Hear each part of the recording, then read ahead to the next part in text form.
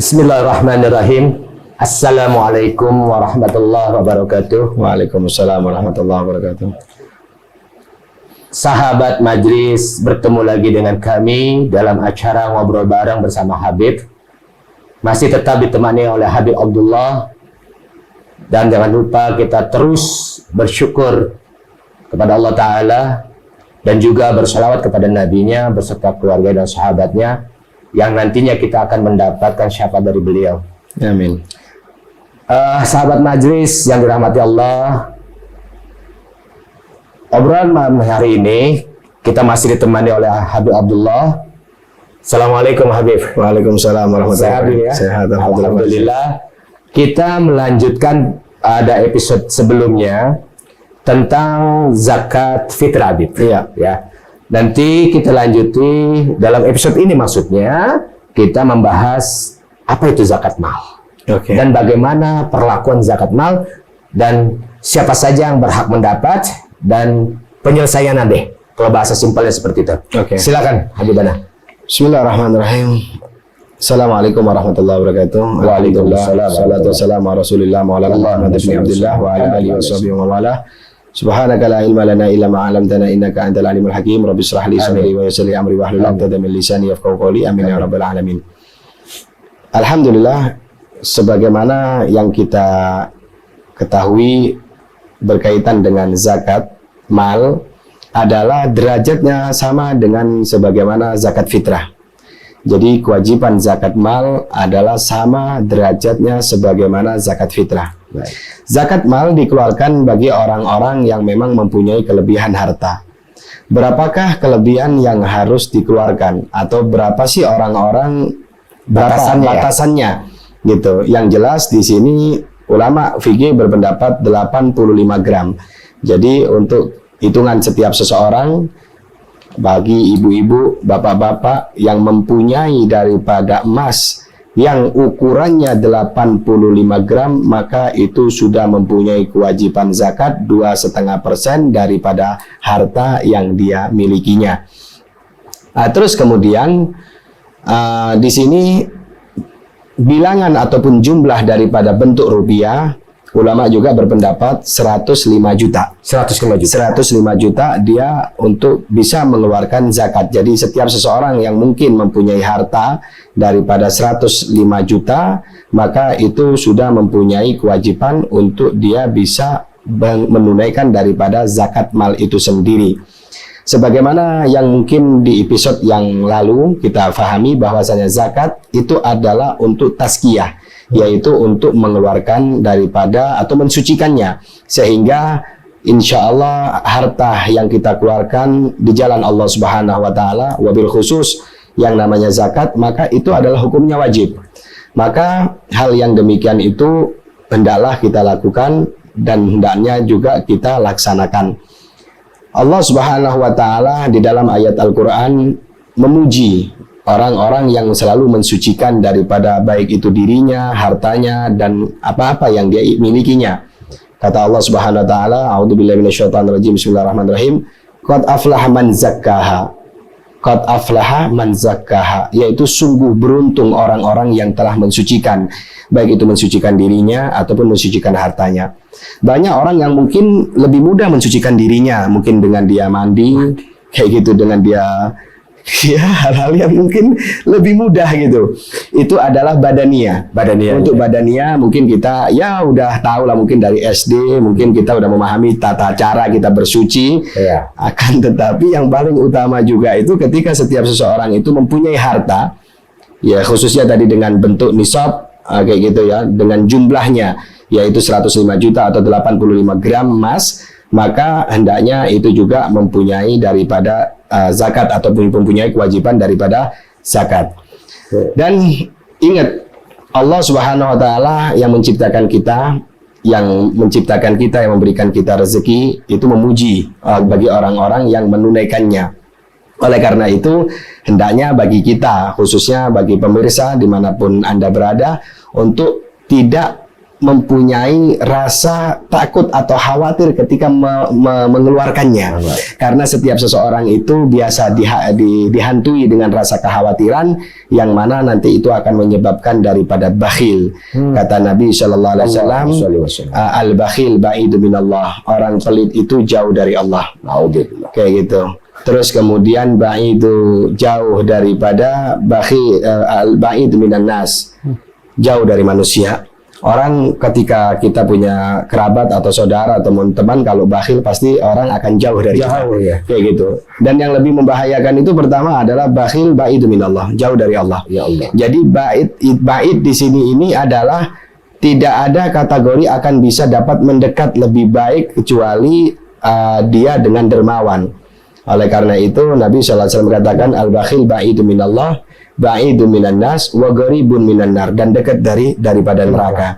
Oleh karena itu setiap harta yang kita keluarkan di jalan Allah Subhanahu wa taala, wabil khusus daripada kewajiban untuk umat Islam yaitu mengeluarkan zakatnya, maka itu hendaknya kita lakukan dengan senang hati, karena kita harus sadari bahwasanya apa yang kita miliki itu pertama bukan milik kita, yaitu milik Allah Subhanahu wa taala, dan kita hanyalah sebatas dititipin. Suatu saat kita akan tinggalkan itu semuanya.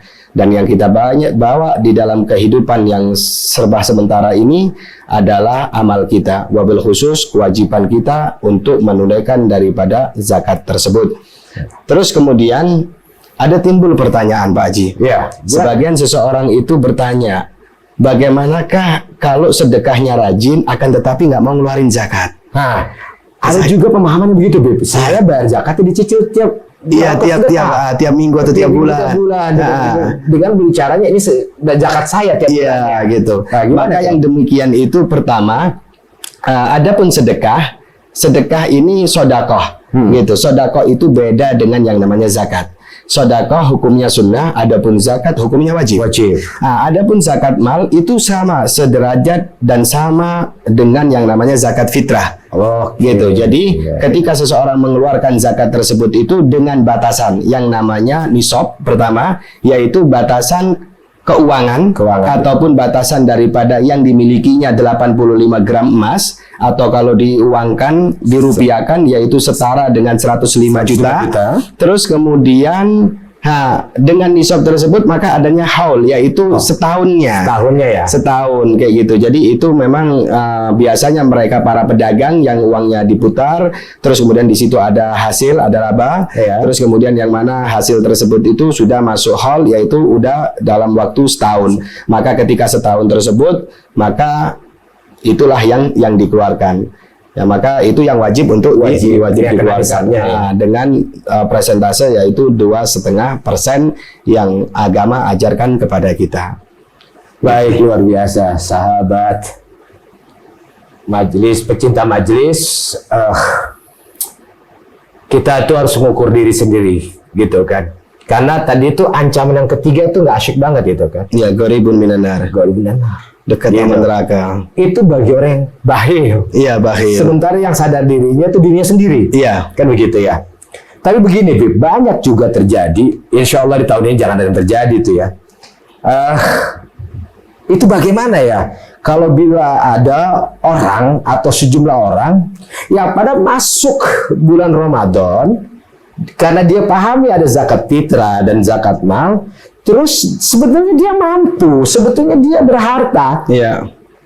Bukannya baiknya perintah agama tuh dia yang melakukan, membersihkan hartanya, membersihkan dirinya dengan zakat fitrah, zakat mal. Malah sebaliknya dia mendaftar atau mengatakan saya berhak juga tuh termasuk menjadi mustahik. Bagian dari mustahik. Iya. Dia unik gitu kan. Sementara sudah diatur mustahik tuh seperti yang episode lalu. Mungkin Abi juga perlu sampaikan kembali dia. Betul. Jelas satunya. Yang pertama, adapun di sini Allah Subhanahu wa taala menyatakan dalam ayat Al-Qur'an, salah satunya adalah fakir dan miskin. Baik. Berapa banyak setiap seseorang itu yang merasa dirinya fakir dan miskin, padahal pada hakikatnya mereka dalam kategori mampu.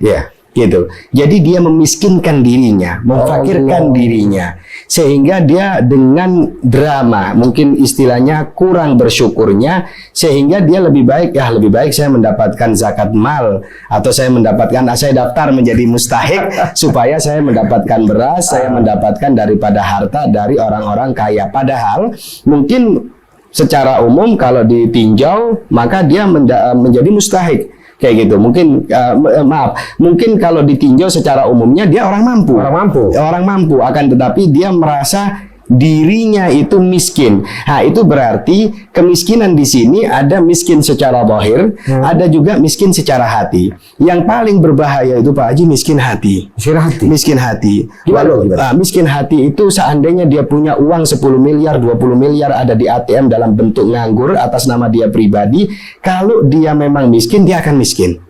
Miskin hatinya dia nggak akan ngerasa cukup itu dengan uang dengan begitu banyak harta melimpah karena dia masih haus terus menerus, karena itu adalah sifat dunia. Iya. Oleh karena itu pelajaran kita yang Allah Subhanahu wa taala berikan kepada kita berkaitan dengan zakat ini adalah salah satunya itu pertama supaya tidak merasa memiliki apa yang kita miliki. Itu satu. Keduanya lagi menghilangkan daripada rasa bakhil atau sifat bakhil pada diri seseorang, sehingga ketika orang itu nggak ada bakhil di situ, maka di situ adanya dermawan. Kedermawanan itulah keluar, yang akan mendekatkan diri kita kepada Allah Subhanahu wa taala. Maka kedermawanan itu sangatlah amat penting, karena itu adalah salah satu prasarana orang untuk mendekatkan diri kepada Allah Subhanahu wa taala dengan lebih banyak hartanya, berkah hartanya, dan dijaga oleh Allah Subhanahu wa taala. Itu yang paling terpenting di dalam poin-poin yang memang kenapa Allah Subhanahu wa taala adakan yang namanya zakat, selain daripada mensucikan, terus kemudian merasa supaya kita tahu diri bahwasanya apa yang kita miliki pertama itu memang bukan milik kita, terus kemudian supaya kita juga terhindar daripada sifat bakhil, yang terakhir adalah supaya kita lebih peduli kepada sesama kita. Itu yang paling terpenting juga, supaya kita punya rasa empati kepada kaum muslimin muslimat yang sekiranya memang patut untuk kita bantu. Baik, sahabat pecinta majelis yang insyaallah dirahmati Allah, ada tadi satu penggalan kata yang saya ambil di situ, Allah akan menjaga kita. Iya, menjaga kita tuh, menjaga kita ini apakah diri kita sendiri, apakah keluarga kita, berikut harta-harta yang dititipin kepada kita yang kita kuasai, atau secara menyeluruh menjaga pergaulan kita, menjaga segala sesuatunya. Bagaimana sih Allah menjaga kita itu, Iya, oke. Allah Subhanahu wa taala menjaga kita itu dalam bentuk banyak hal. Yang pertama adalah disebut al-maunah. Maunah itu artinya adalah Allah tolong kita, Allah bantu kita. Bantu kita itu dengan tata cara baiknya Allah taala. Jadi ada kalanya kehidupan itu, ada kalanya menurut kita baik, menurut Allah nggak baik. Kayak gitu. Ada kalanya juga menurut kita tidak baik, tapi itu menurut Allah taala baik. Oleh karena itu, setiap fenomena yang terjadi di dalam kehidupan ini itu tidak lain dan tidak bukan melainkan rencana dari Allah Subhanahu wa taala. Semuanya sudah terprogram dengan baik, sehingga kita dihadirkan di muka bumi ini hanya tinggal menjalankan saja dengan tata cara yang baik dan yang benar, sehingga kita mendapatkan kehidupan yang layak dan yang berkah di dalam kehidupan yang serba sementara ini. Oke. Yang juga dapat dipastikan rencana Allah itu tak mungkin tak baik, kan gitu. Iya, karena Allah Maha Baik. Iya. Nah, kita mengukurnya ini yang jadi persoalan. Ada cara standar ukur kepada kita bahwa semua ini adalah kebaikan-kebaikan dari Allah yang menjadi bagian dari anugerah atau apa namanya yang kita artikan, yang sehingga tidak terjadi kebahilan dan terjadi sesuatunya, kan gitu, Bib, ya. Gimana pendapat antum, Bib? Jadi pertama adalah setiap daripada manusia itu, oleh karena itu Allah Subhanahu wa taala katakan dalam ayat Al-Qur'an, innasyaitonal lakum aduwwum mubin.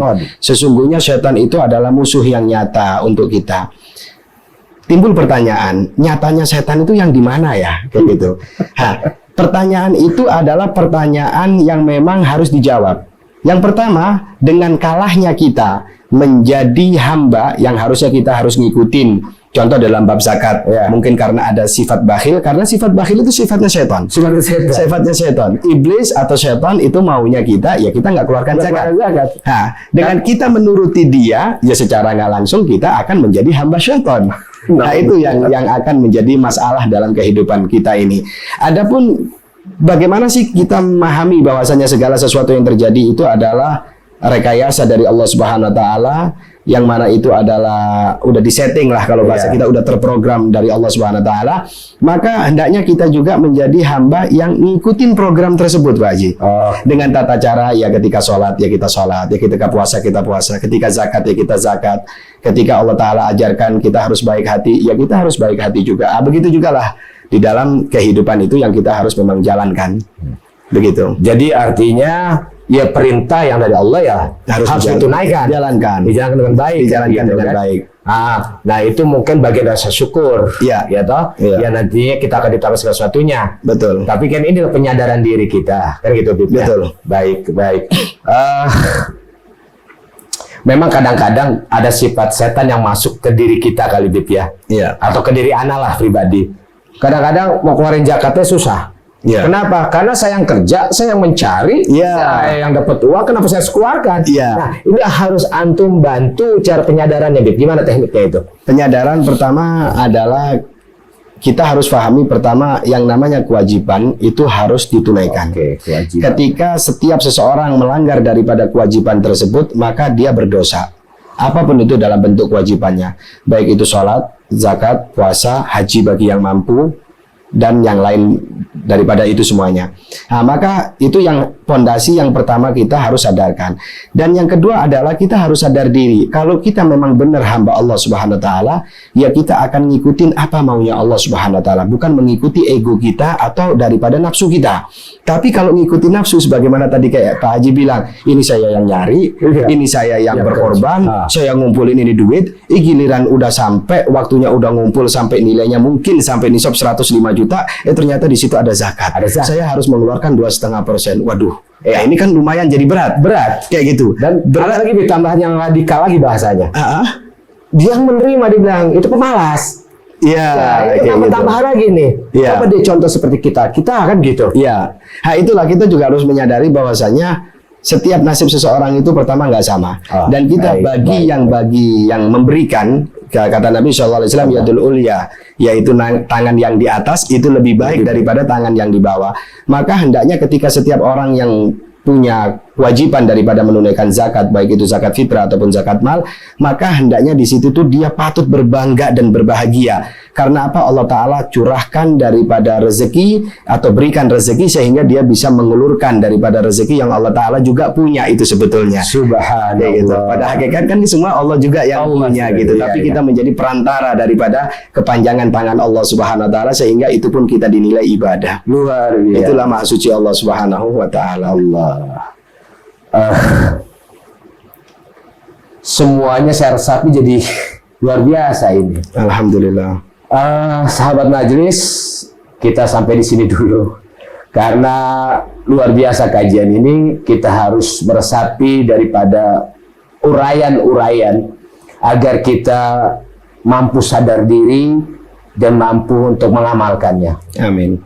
Seperti itu. Kita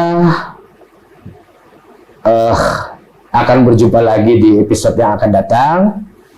Kita akhiri sampai di sini dulu ngobrol bareng kita bersama Habib Abdullah. Insyaallah kita ketemu di episode yang selanjutnya dan dalam kondisi sehat walafiat. Gitu ya.